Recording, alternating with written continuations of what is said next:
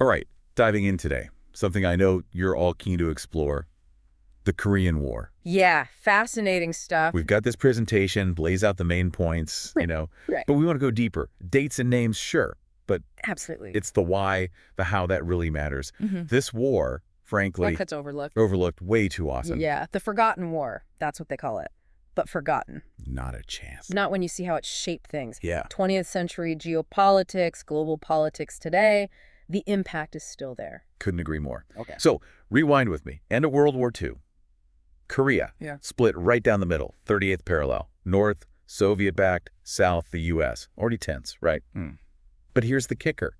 Both sides actually wanted reunification. Oh, yeah. Just obviously. On their own terms. Exactly. Like, what could go wrong? Two governments, completely opposite ideologies. Each one wants the whole peninsula. Border clashes. It was almost inevitable they'd start happening more and more. Like a warning sign, right? Big time. Warning of what was coming. And then, bam! June 25th, 1950, North Korea invades the South. No more simmering full-blown war in the world. Everybody's watching. Front row seats to this suddenly global issue. Proxy war, that's what it became. Cold War playing out right there in Korea.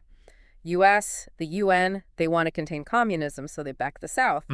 On the other side, you've got China and the Soviets supporting the North. Stakes. Sky high. Absolutely sky high. Okay, let's talk ideologies, because this is key to why the whole thing kicked off. North Korea, they go communist, big influence from Juche, this idea of self-reliance. Fundamental to their identity, Yeah. leads to this intense nationalism, the Kim family cult of personality. Control, think total control, economy, media, education, the works. Absolute power, demanding total loyalty. That's the system. Meanwhile, South Korea is taking a totally different path.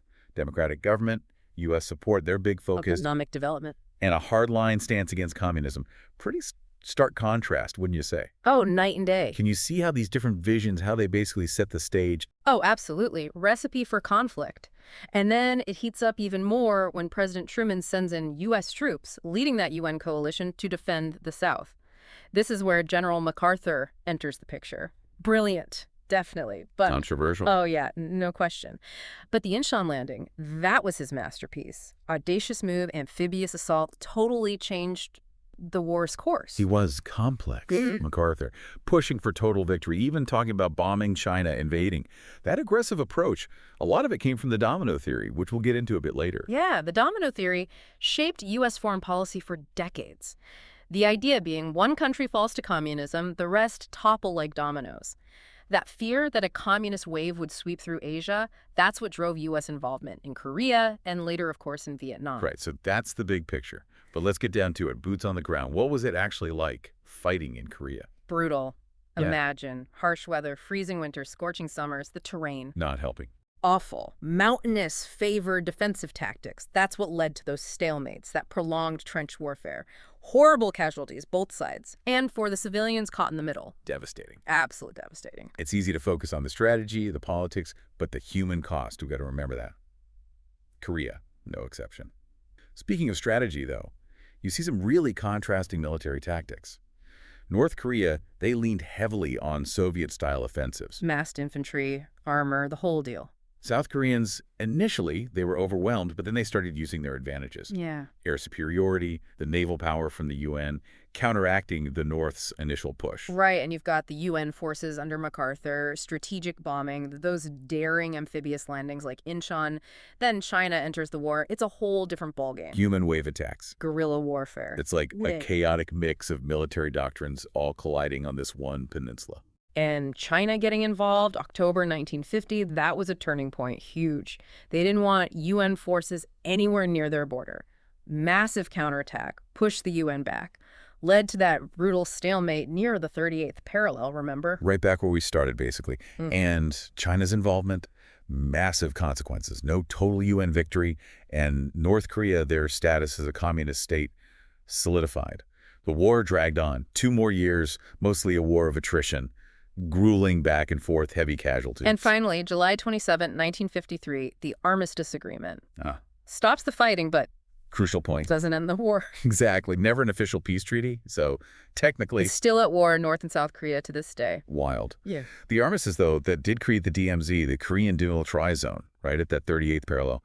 Buffer zone, but tensions. Still high. Very high. Yeah. Violations of the armistice. It's not uncommon. So we've got this situation, the fighting stopped, but the war's not over. What happens next? What are the lasting impacts of this forgotten war? That's what we'll dig into in the next part of our deep dive. Yeah, the Korean War's legacies, they're huge. I mean, it solidified that division, two separate Koreas right there on the map, and we see it today.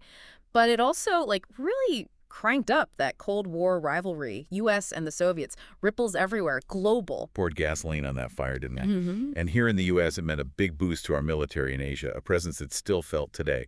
But beyond all that, the political, the military, got to talk about the human cost. Can't ignore that. No way. Millions of lives lost, soldiers, civilians, scars of that conflict, they run deep, especially on the peninsula itself. Families torn apart, so many people displaced, the trauma, it echoes, down through generations. It's a stark reminder.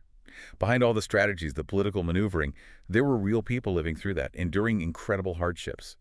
And speaking of grand strategies, remember that domino theory we talked about? It really shaped U.S. policy, but how accurate was it really? Did it oversimplify things, make these complex situations too black and white? Historians still debate that today. No question it had a massive influence, led to interventions in Korea, Vietnam. But critics, they'll say it painted too simplistic a picture, like it boiled everything down to communism versus democracy. Missed those internal dynamics, the role of nationalism in each country, the possibility of other political systems altogether. Take Vietnam, their communist victory. That was driven as much by wanting to kick out the French, by that Vietnamese nationalism, as any kind of communist plot, right? Exactly. Domino theory, it might have seemed plausible at the time, but in reality, communism spreading, that was way more complicated than the theory led on. Reminds us, right, to be wary of those easy explanations for complex events. Maybe that's a key takeaway from this Korean War deep dive, full of nuances, contradictions, questions with no easy answers. It challenges us, makes us think critically, look at different sides of things, acknowledge that complexity in global events. Speaking of different sides, we've mostly been looking at the U.S., the UN involvement. Can't forget, though, this war, it hit the Korean people the hardest. Their experiences, that's crucial to really understanding this whole thing. Absolutely. Millions displaced, families separated, that lasting trauma, North and South, it's all part of the picture. All right, so we've covered a lot. Post-World War II division, Yeah. the armistice that stopped the fighting but not the war itself. We talked clashing ideologies, the dominant theory, that brutal reality on the ground. MacArthur, complex figure, China entering the war, a huge shift, and those legacies, the impact of this forgotten war. This deep dive, it's a good overview, but it's just scratching the surface, really. If you're hooked, there's so much more to dig into. Oh, tons. MacArthur's life, his strategies, that whole dismissal by Truman, that's fascinating stuff. Or maybe you're interested in North and South Korea's ideologies, how they still shape things today. That's a whole other layer. And those personal stories, don't forget those soldiers, civilians who lives through this, their accounts, those are powerful.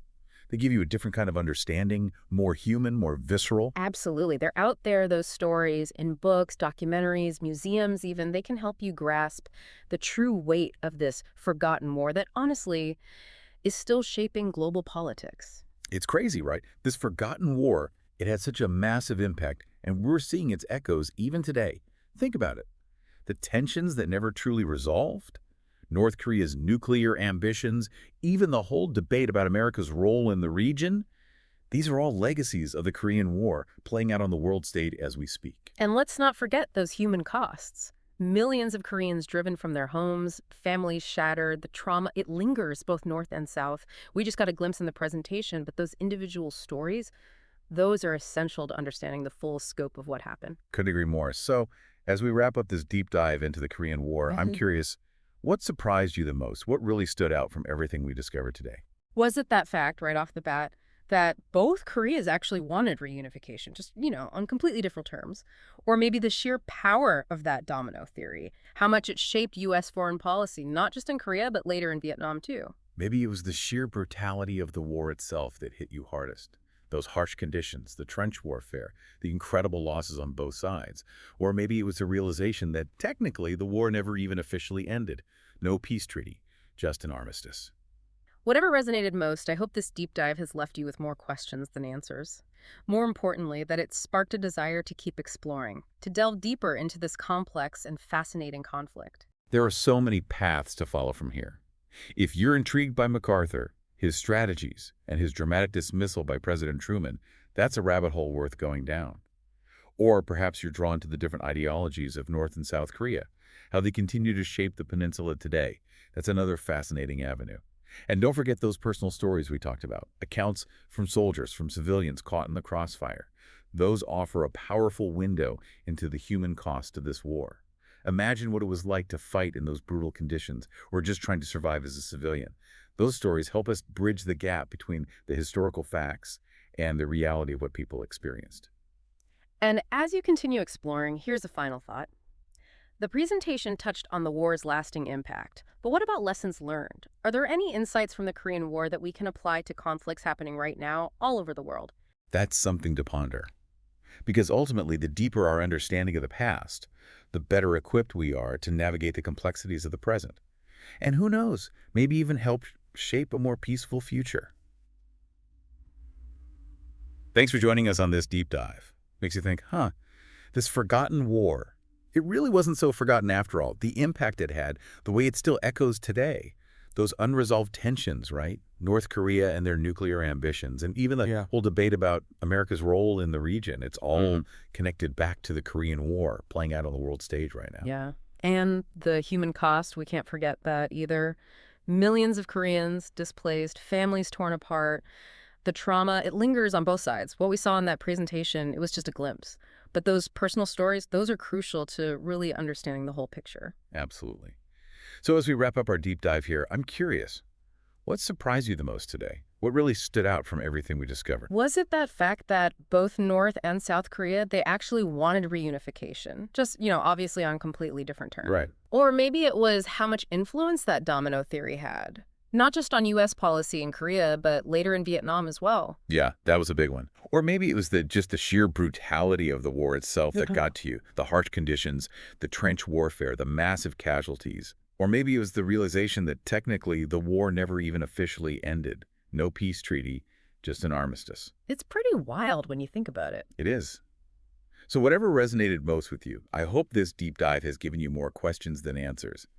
And more importantly, that it sparked a desire to keep exploring, to learn more about this complex and fascinating conflict. Absolutely. There are so many directions you could go from here. If you're intrigued by MacArthur, his strategies, his whole dramatic dismissal by Truman, that's a rabbit hole worth going down. Oh, yeah. Or you could dive into the different ideologies of North and South Korea, how they continue to shape things today. That's a whole other layer to explore. It is. And don't forget those personal stories we kept coming back to. Accounts from soldiers, from civilians caught in the crossfire. Those offer a powerful human connection to this event. Really bring it to life. They do. Imagine what it must have been like to fight in those brutal conditions or just to try to survive as a civilian. Those stories help us bridge the gap between, history in a textbook and the reality of what people experienced. Absolutely. And as you continue exploring, I want to leave you with one final thought. The presentation, it talked about the war's long-term impact. But I think it's worth asking, what about the lessons we can learn? Are there any insights from the Korean War that could apply to conflicts happening right now? All over the world, I mean. That's a great question. It's definitely something to think about. Because ultimately, the more deeply we understand the past, the better equipped we are to deal with the complexities of the present, right? Right. And maybe even help shape a more peaceful future. Thanks for joining us on this deep dive into the Korean War.